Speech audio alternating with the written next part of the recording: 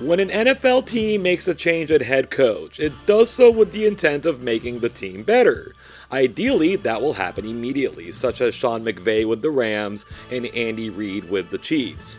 Other times, that improvement does not come. In fact, sometimes things get dramatically worse. That will be our focus today as we look at the 10 worst coaching changes made by NFL teams during the Super Bowl era. Now, the simplistic way to do this is to just look at a team's record the year before the change, then their record after the change. But that's not how we operate around here. No, we operate on C-Score, a metric created by this channel to evaluate each and every team of the Super Bowl era that goes beyond just looking at its record. For a deeper explanation about how C-Score works, be sure to check out the description of this video. So instead of looking at a team's drop-off in record, we're going to be looking at its drop-off in C-Score. The larger the drop in C-Score from the last season with the old coach to the first season with the new coach, the worse off that coaching change will be. We're only going to be counting instances where a coach was fired or there was a mutual parting. Resignations and retirements will not be included. Thank you for joining us today. Be sure to like and share this video if you would please. If you're new to the channel, hit that subscribe button and ding that notification bell so that you don't miss out on everything the channel has to offer. Let's get this thing started. We will start at number 10 with the 2020 Dallas Cowboys replacing Jason Garrett with Mike McCarthy. Dallas put together an interesting 2019 season, ultimately ending with a C-score of 11.066. Then 2020 came along and things got substantially worse, ending that season with a C-score of negative 12.051. Dallas was 8-8 with Garrett in 2019 as part of a long string of general mediocrity under his tenure. Outscoring their opponents by over 100 points says that they underachieved, and drastically so. As is normal in situations like these, Dallas was woeful in its one-possession games, going 1-6. At the end of the season, Garrett's contract was allowed to expire, which in head coaching circles is essentially a firing.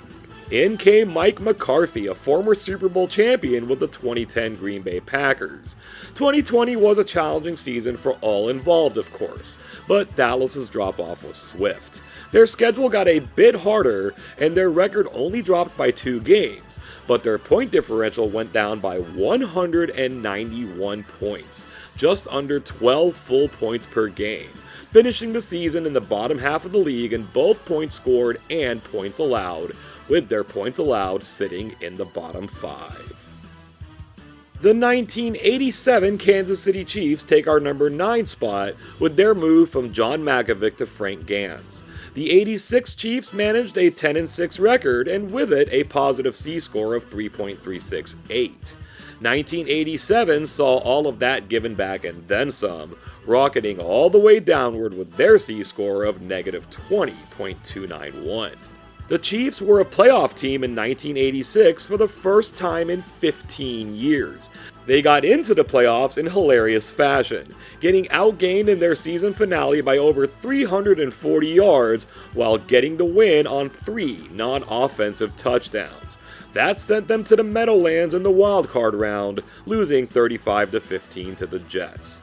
Management had apparently seen enough, and Mackovic was given the boot. Their new head coach was Frank Gans, and while 1987 was also a challenging season, there is little to soften the blow of a 4-11 record. KC was a steady presence the season before, finishing just above league average in points scored and points allowed. This season they were 6th worst in points scored and 2nd worst in points allowed. Even discounting replacement games, the Chiefs were 4-8, including a 3-game home losing streak against 3 non-playoff teams. We return to the 21st century at number 8 with the 2001 Buffalo Bills replacing Wade Phillips with Greg Williams. We've covered this Bills team and their negative 0.958 C-score before. It was a disappointing season, but nowhere near the level it would hit in 2001, with that C-score dropping down to negative 25.168. The 2000 Bills fielded one of the worst special teams units of all time. Of course, Buffalo were victims of perhaps the most famous special teams play in NFL history the season before, the Music City Miracle. Head coach Wade Phillips did not want to move on from special teams coordinator Ronnie Jones. Owner Ralph Wilson did, and you don't win a power struggle with the owner, so Phillips was out. Along came Greg Williams, incidentally from the Tennessee Titans, and while some rebuilding was expected, just check out this additions versus subtractions list, an outright disaster was not. Against an easier strength of schedule, the Bills went from 8-8 to 3-13, seeing their point differential plummet by 120 points.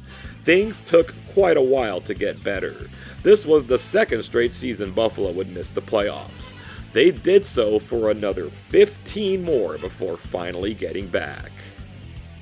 Our slingshot through time continues at number 7, where the 1977 Detroit Lions replaced Rick Forzano with Tommy Hudspeth.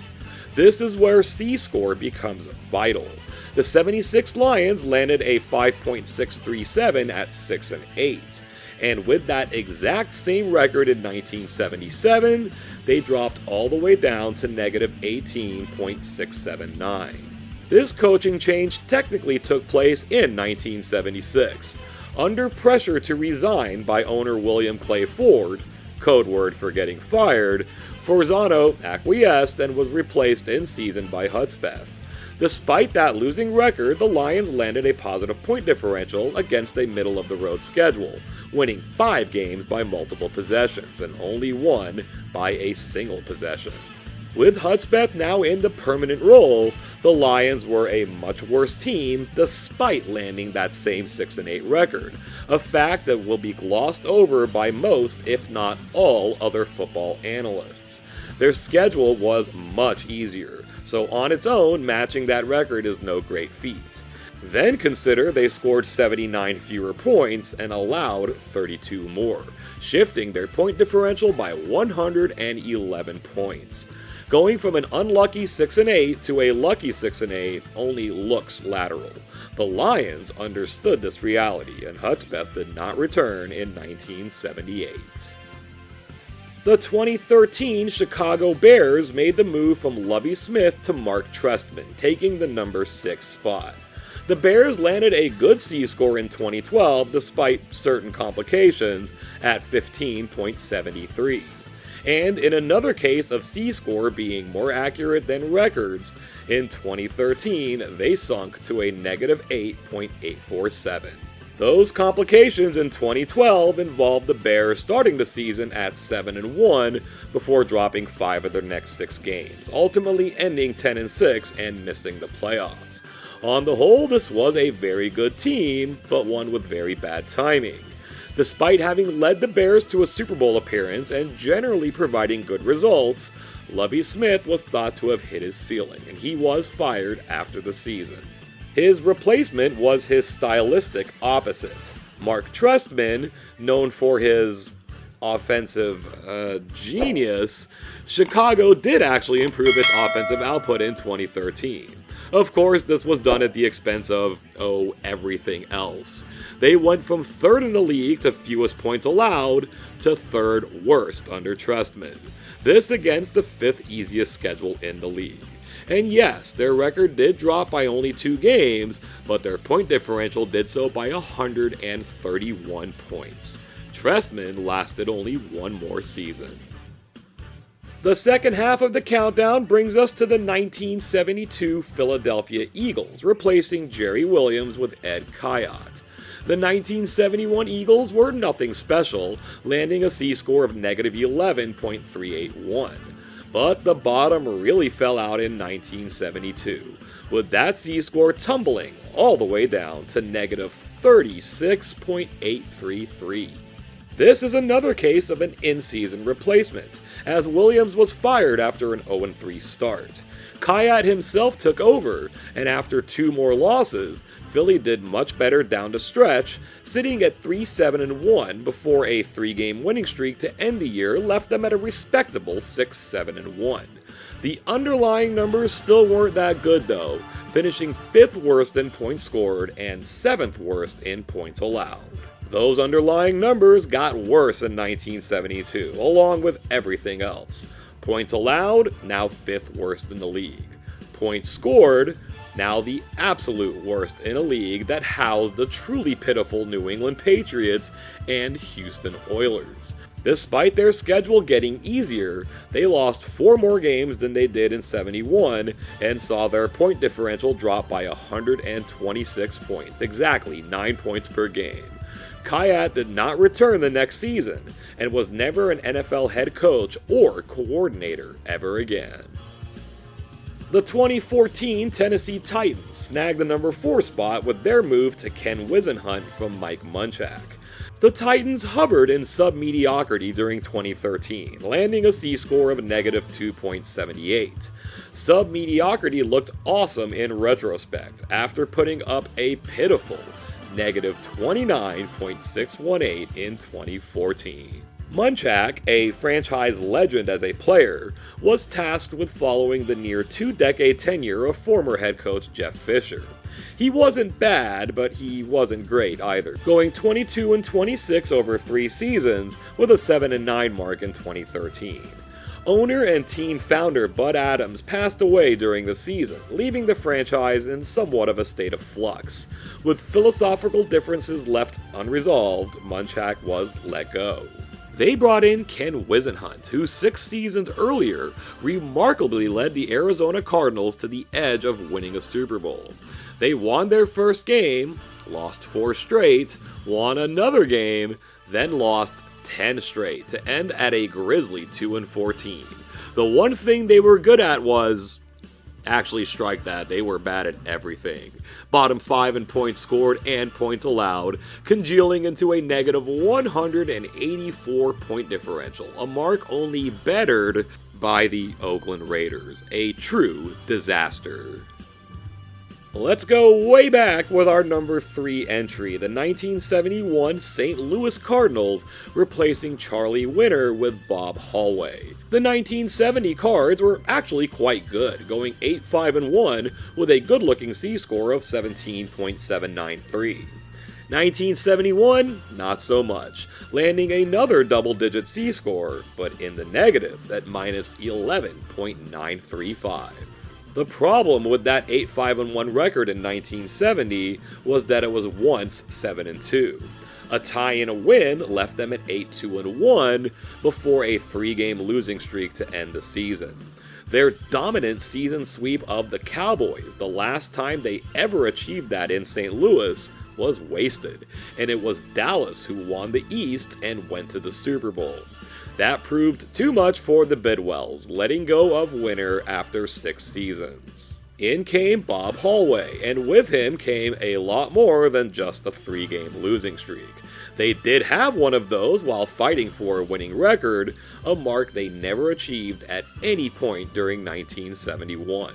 All told, they dropped to 4-9-1, saw their point differential plummet by 145 points, more than 10 points a game, all against an easier schedule as the balance of power between the AFC and NFC was starting to settle.